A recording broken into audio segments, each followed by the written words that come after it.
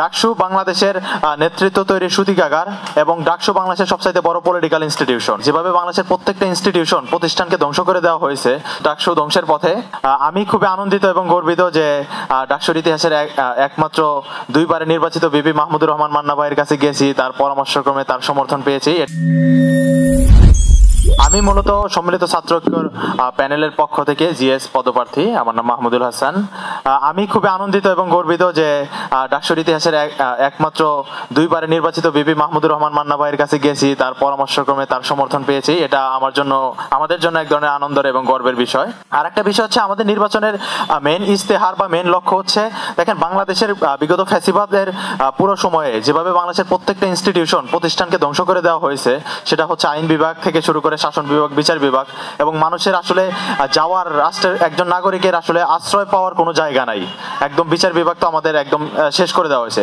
তো আমি মনে করি যে ডাকসু বাংলাদেশের নেতৃত্ব তৈরির সূতিকাগার এবং ডাকসু বাংলাদেশের সবচাইতে বড় পলিটিক্যাল ইনস্টিটিউশন।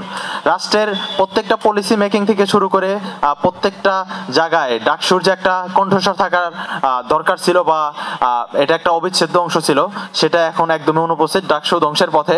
তো যেহেতু দীর্ঘ 28 বছর পর 2019 সালে আমাদের একবার নির্বাচন হয়েছিল, তারও 6 বছর পর এবার 2025 সালে নির্বাচন হচ্ছে নানা চড়াই উতরাই পেরিয়ে।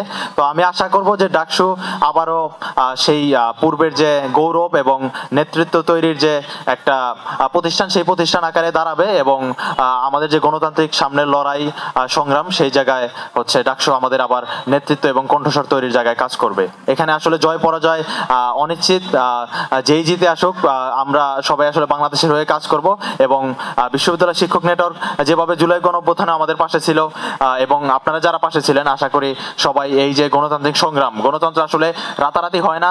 এটা আমরা যে সব দেশ, বিশ্বের একদম প্রতিষ্ঠিত যে সব দেশগুলো আমরা গণতন্ত্রের একদম রোল মডেল হিসেবে দেখি, তারা একদিনে আসলে এই পর্যায়ে আসতে পারে নাই।